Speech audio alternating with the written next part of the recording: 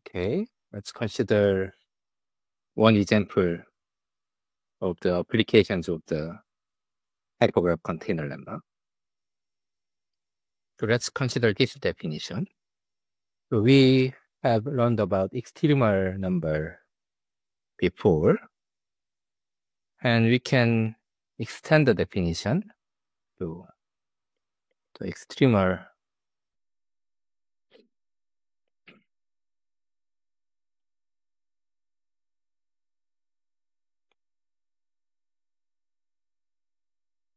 number of graph H, but now with respect to some other graph G.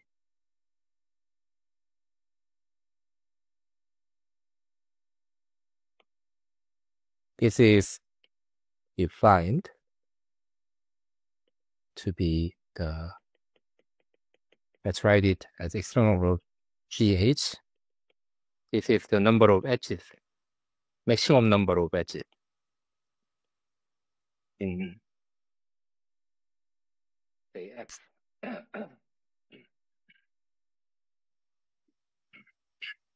Among the F, which is subgraph of G and which doesn't contain H.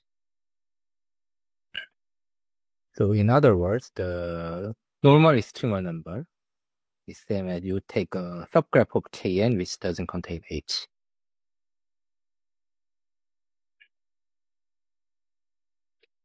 So instead of considering the Kn, you have no restriction. Any edges can be there. But now you have some restriction. So this G represents restriction. Some edges cannot be there unless it is an edge of G. So among the subgraph of G, what's the largest H3 subgraph? That's what it's asking for. And what do you know? Mental theorem. So which is the most basic theorem about the extremal number. It says that for complete graph, if you consider triangle, then that's like n squared over 4.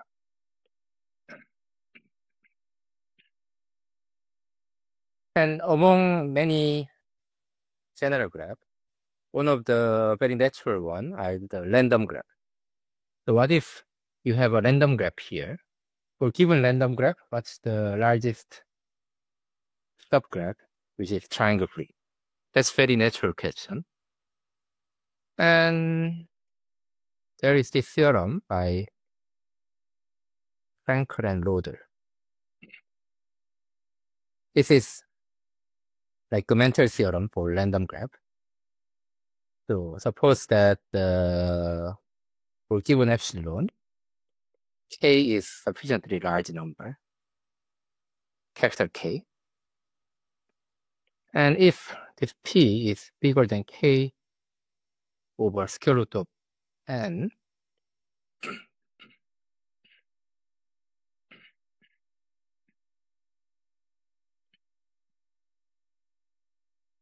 and with high probability, so meaning that the probability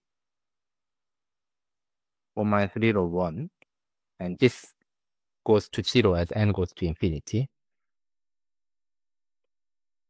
You consider the GNP, the random graph. And then if you consider the largest triangle-free subgraph of this random graph, then that has at most 1/4 plus epsilon times p n squared edges.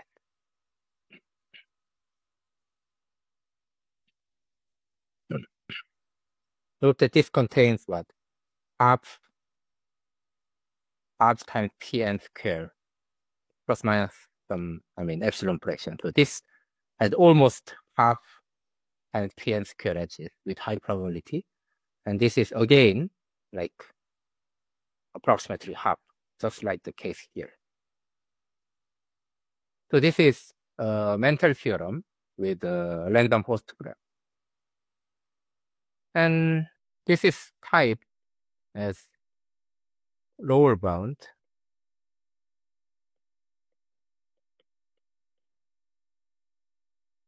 for large n is easy to prove. And this can be proved by using Cherenkov bound.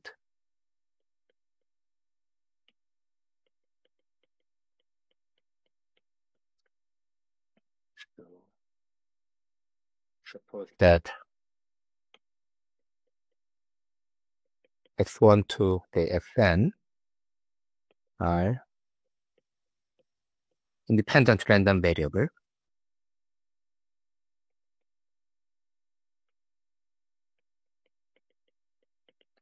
Such that the probability that xi equals 0 is pi,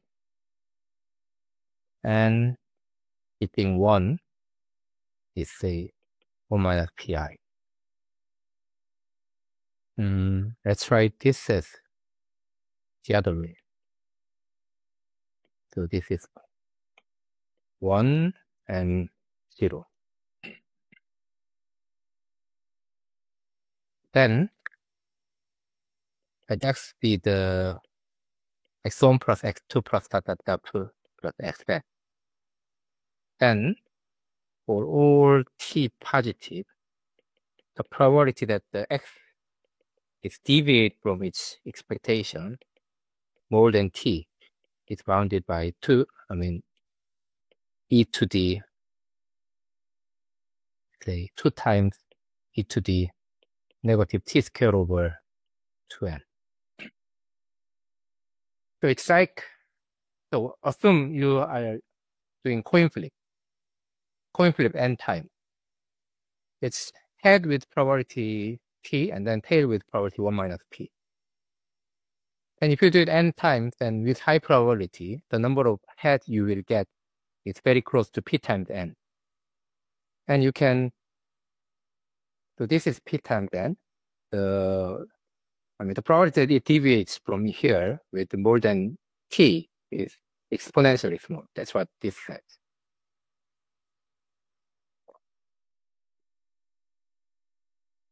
Okay. So from here, we can easily derive this lower bound. How? You just take a simple equipartition AB. Size is either same or one different. Then, with high probability, we can show that the GNP has at least what? Total minus epsilon times Pn square edges between A and B by Cherenkov bound.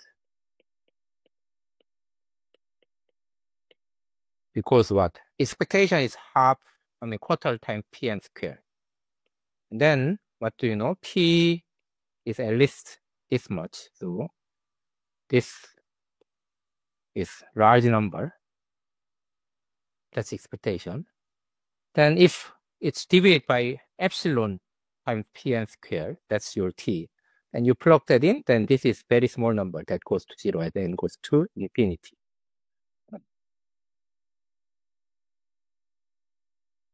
So that means that you can just simply take all the edges between them and then you delete these, and that's your triangle free graph, which is subgraph of your random graph and then has at least this many edges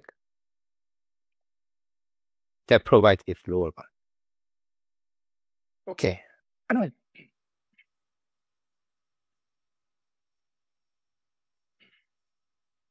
Now let's consider how to prove this.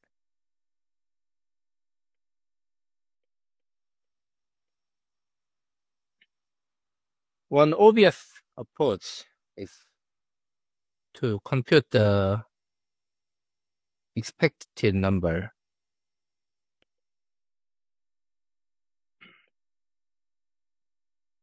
of the MH K3 free subgraph of GNP.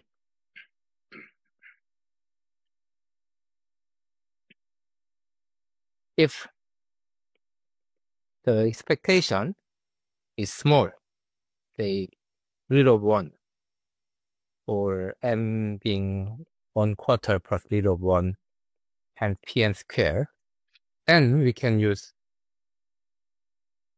Markov inequality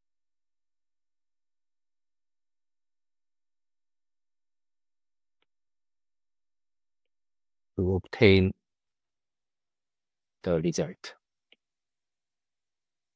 What does it mean? If the expectation is, say, 1 over n, then what's the probability that this number is bigger than 1? That is at most n. 1 over n. Why? This expectation is what? Expectation is summation of the probability that this number is, say, 1 times 1, and 2 times 2, and k times k. So this is the discrete random variable. So this is bigger than the probability that this one is bigger than 1 times all 1 instead of k. But this is what? 1 over n. So with probability 1 over n, this number is 0. With high probability, it doesn't contain any MH K3 free subgraph with this many edges. So that shows an upper bound. So this would have been ideal, but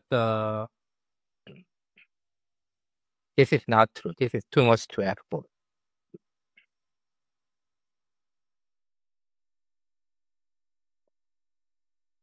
Why? You consider bipartition A and B, and here what? Any subgraph of this is a K3 free subgraph. So there are at least this many triangle free graph on M edges with an edge. And what? Each of them is included in the random graph with probability p to the m. And what's this? So n should r is like e times n over r to the r. That's lower bound, roughly. Maybe we have to multiply 1 minus 0, 1. But that's like e times n square over 4m to the m, and then you put the p inside. So p n square. Then what? P is bigger than k over square root of n. And m is what? 1/4 plus 0 of 1 times pn square. So you just plug that in. P is not important here. You plug that in, then what you get? That's like 1 minus 0 of 1 times e to the m.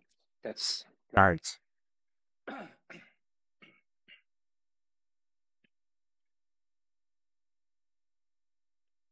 To the above situation, this is,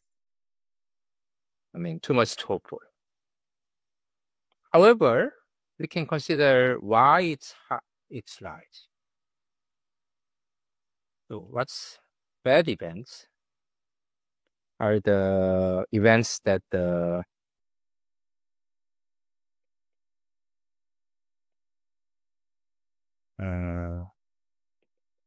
a triangle we graph with too many edges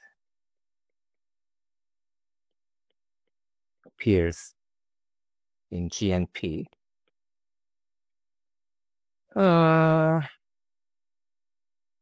So expectation of this bad event is high, but what we see is there are strong positive correlation between such bad events. So what it means? Maybe it's good to show another example. Let's consider, say, t is like 1 over square root of n, okay? And let's consider the number of K4.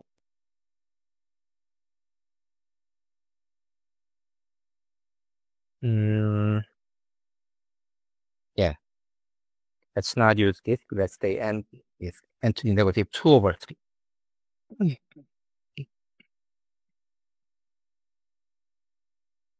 Expected number of K4 in n GNP, the random graph. So this is, what is this? This is what? You have n choose 4 choices of 4 vertices. Then once you fix 4 vertices, there are 6 edges. So n to the negative 2 over 3 to 6, which is like constant.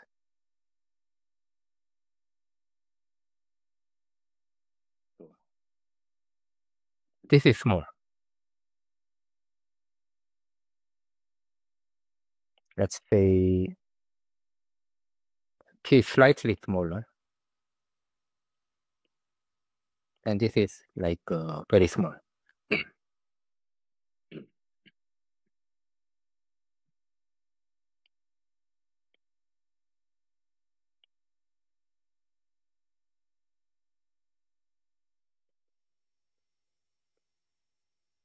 However, if you consider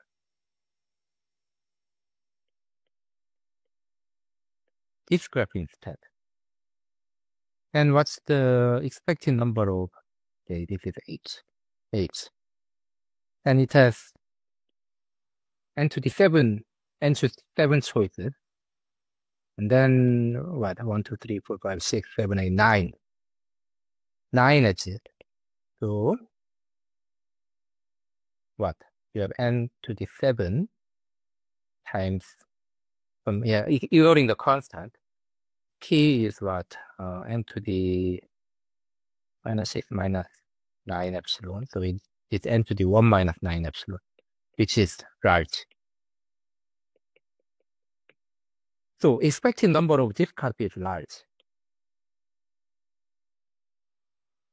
However, what's different? I mean, if from this plus the Markov inequality, we show that with high probability, this does not appear in GNP. And if this doesn't appear, this cannot be there because this is a subgraph of this. However, our computation showed that expected number of this is large. Why does it happen? This is because this appears only with a probability, like let's say 1 over n. So most of the time it doesn't appear at all. But if this appears, at least one copy of this appears, then there are lots of it. Because in GMP, every vertex has degree like n to the 1/3 minus epsilon. So once you have one copy of this, the number of these copies out of all these, you choose 3 of them. That's like a lot. So again, this appears with the same probability, but once it appears, there are not 1 over n to the negative 6 epsilon. There are like n to the 1 minus epsilon 3 many copies of it. So, in other words, the bad event of this happens, they are positively correlated. So, this copy happened, or this copy happened, or this copy happened. They are all very correlated. If one happens, the other immediately happens. In such a case, what? Instead of counting all of these, we just simply count this and then show that, okay, this doesn't happen so many times. We can avoid it. Then that's more efficiently excluding this structure than just considering all this. So similarly here, these bad events have a strong positive correlation.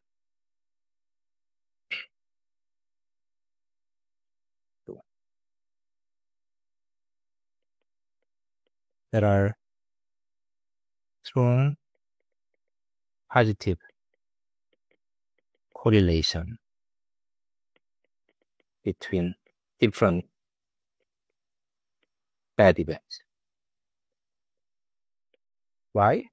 As we considered here, let's say, you have a AB and then you have one MH graph. Then there are many other MH graphs which are also here, and then they share some edges. So if this happens, then the probability that the other MH graph is also there is more likely.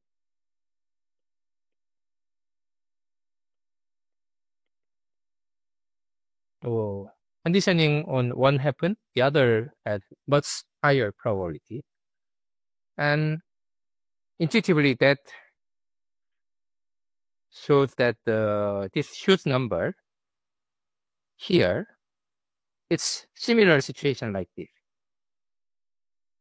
So what we want to do is, instead of this, as we consider this instead of this, we want to also, somehow capture the essential parts that these things happen there in some way. So we capture this positive correlation using the hypergraph container lemma. So where is so this is the hypergraph container lemma, right?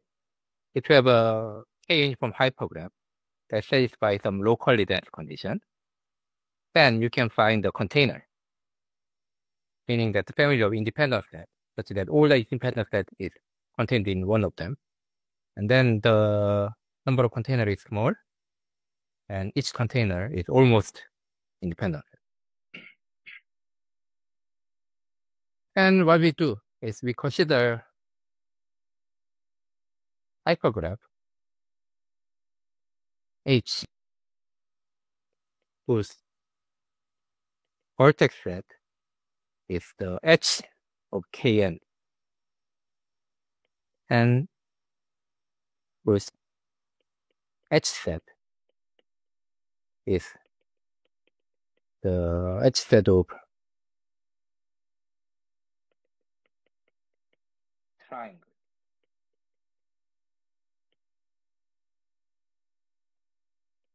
So for each triangle, this is E1, E2, E3, then E1, E2, E3 is on hyper H in H. And independent set in this H corresponds to a triangle-free subgraph of this complete graph. Okay, and then now we check that this hypergraph satisfies the locally dense condition.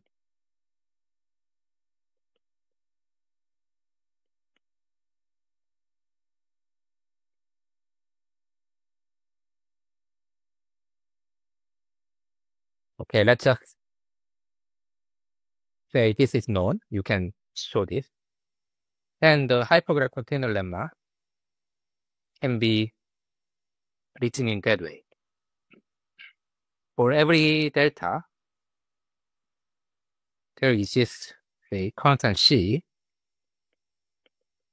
such that following holds. So for every n, there exists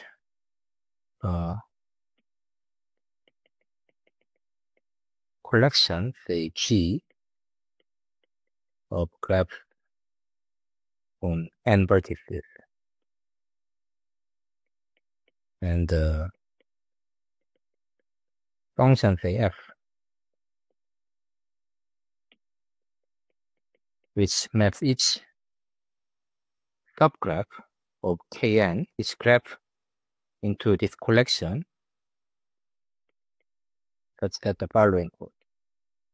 So each graph G in this collection is almost independent. It means that it contains at most delta n square triangle. Not square, the cubes. So those are the edges. The edge of the hypergraph corresponds to the triangle. And almost independent means that it doesn't contain many hyperedges. So it corresponds to this triangle. So its triangle is, there are not many triangles. And for every independent of the hypergraph, which is triangle-free graph H on n vertices,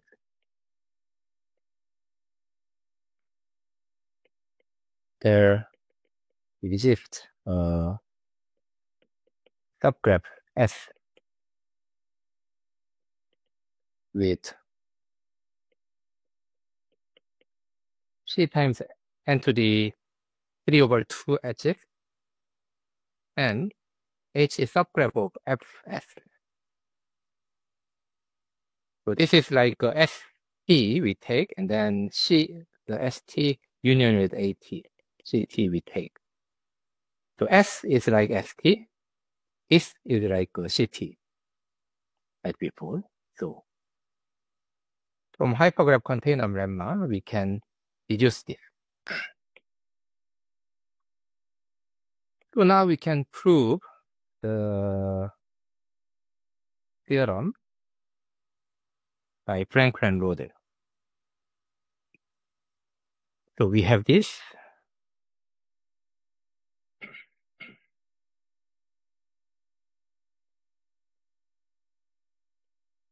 So let's prove it. So let epsilon be positive, and let's say we choose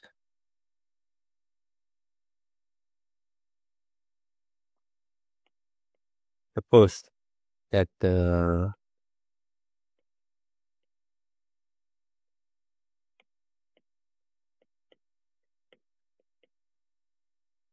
this.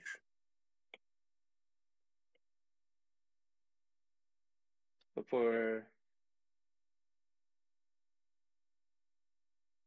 given epsilon, we choose delta small enough, and then for delta, it's this is small enough, this is small enough, and so. And again, p is bigger than or equal to k over square root of n. And let m be quarter plus 2 epsilon times pn squared.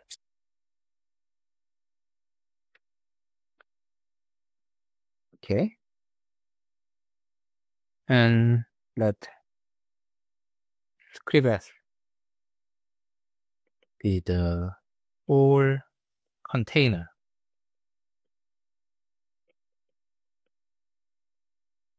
that we get from the above. The relationship between epsilon, delta, and C are from this theorem. So this is small enough so that the above theorem holds.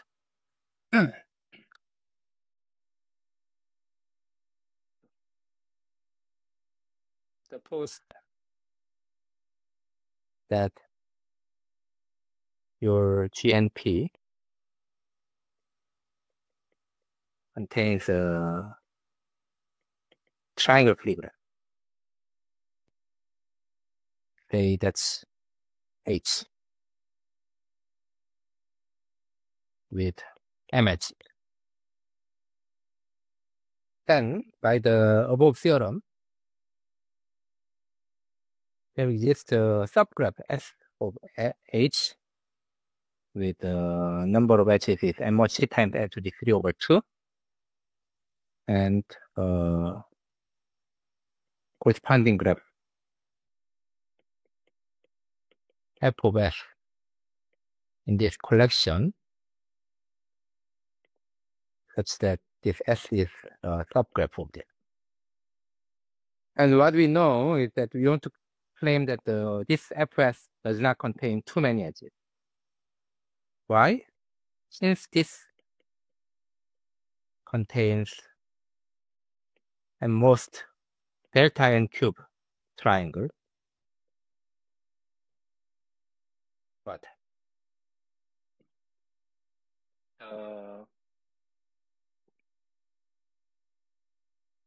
supersaturation. You know supersaturation theorem. In previous one of the early lecture, we showed that if your number of edges is above the extremal number and many copies are there, so if the number of edges in here are well above the Turan number of triangle, which is 1/4 times n square, then it should have many triangles. However, it doesn't have many triangles. That means it implies that the number of edges in here is more than quarter plus epsilon times n square. Since otherwise you would have more triangle. Okay. So we know this.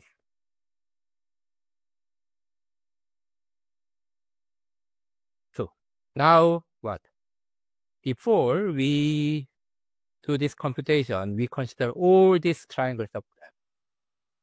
I mean triangle free subgraph. That was too many. But now what? With this container, we first consider the fingerprint S. So if S have not many edges, so there are not too many choices of that. So let Y be the random variable that counts the number of F in this collection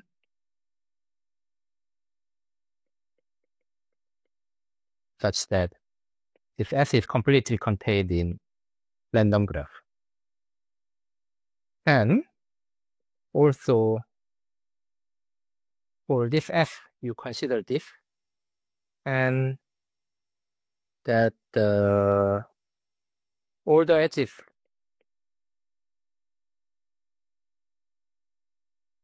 so we know that. So S, H, F, S. So S, all the edges should be there. And then edges in here, some of them could be in H and some of them could be not in H. But out of all those difference, ones in the random graph is at least M minus E of X. So that's what this random graph is counting. See here, if such an H exists, H has M edges, right? So this many edges are in H minus F. And if H is in random graph, those are all there.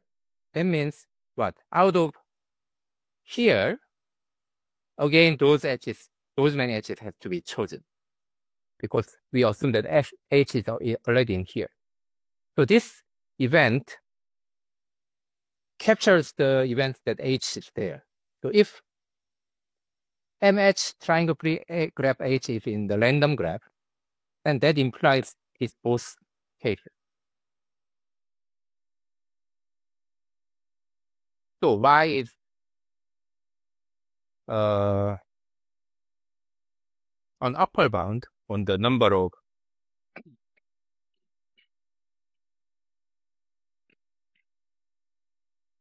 I wouldn't say upper bound. So if there is at least one H which is triangle free and that has M edges, and then it is in random graph, then Y becomes at least 1.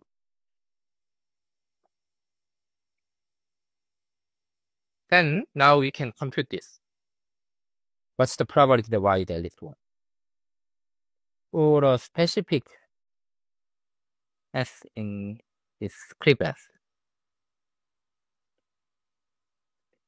we can compute the probability for event that it's contained in the random graph. It holds with probability p to the e of s. So this one. For the later part to hold, for the lateral event,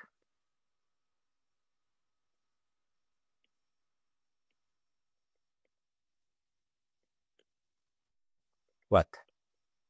You have this f of s. So s and f of s are deterministic, just fixed graph that we consider. All the edges here, this must contain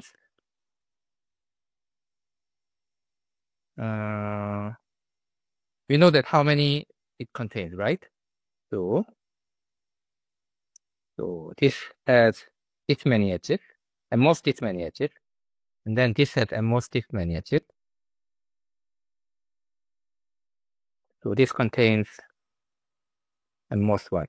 Quarter plus epsilon times n square edges. And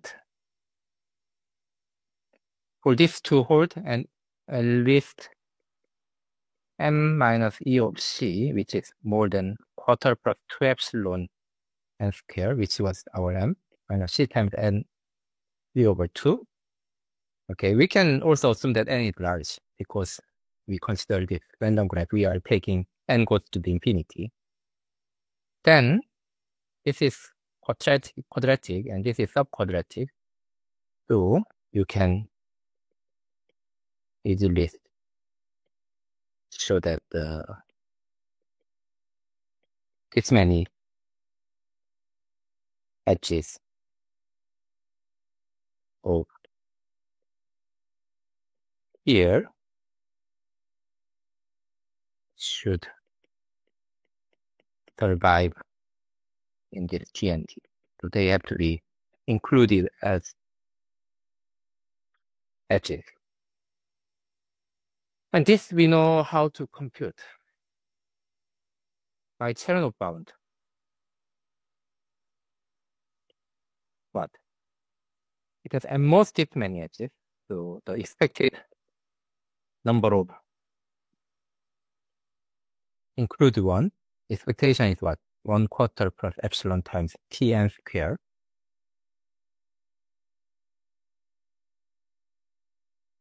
Wait, sorry. I wrote it wrong. So this is P. So M was defined as P times this. And then P is like K times square root of N. Once you multiply it, and then K is large. So that this holds. So this is the expectation is at least this. So the probability and most is sorry, that in order to have more than this edges, then what? That's like the probability is that let's say in here the number of edges surviving here is, let's say, G, and G is bigger than the expectation plus what's the difference? Half epsilon Pn square. That's like by using Cherenkov bound. Where did we write the Cherenkov bound? Here, 2 times e to the negative t squared over 2n. So that's like 2 times e to the this one square over 2n. Here n is like this.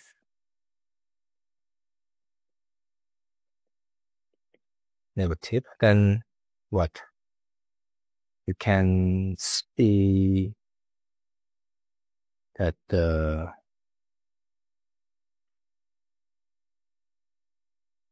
this is at most with rough calculation,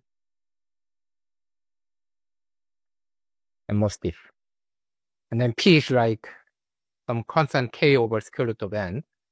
So this is again at least N to the 3 over 2 for times some constant.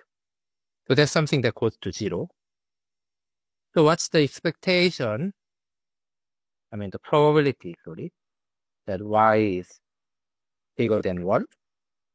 And that's, again, upper bounded by the expectation of Y. And what's the expectation? For all S in this collection, you consider the probability that S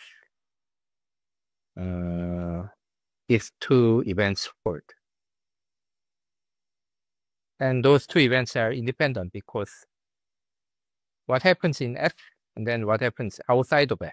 So in the axis of F and then outside of this are independent. So you just multiply those two, so P to the E of F times this probability. Let's delete 2 here. To the minus 1 over 100 epsilon square Pn. And that's like, depending on the number of edges in S, you add all, so P to the K. And then for fixed K, the number of S are like, out of N choose 2, you choose K edges that give you an upper bound on the choice of X with the K edges. It's okay, and what? Is it e to the 1 over 100 n square times K times n to the 3 over 2? And that's like, this is like, essentially this K is at most that much. So you can compute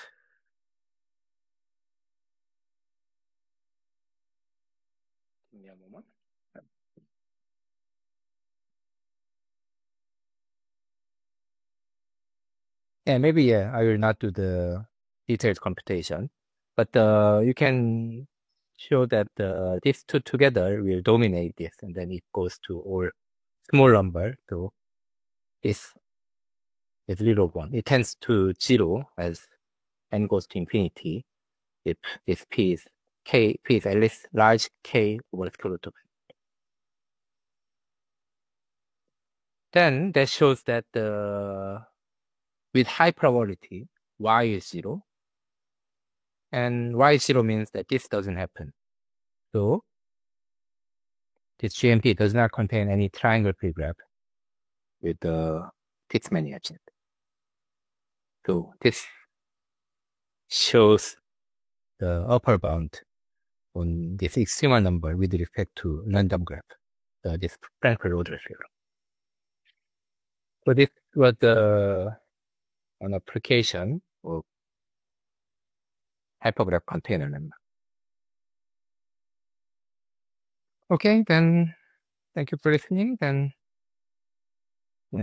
I will see you next time.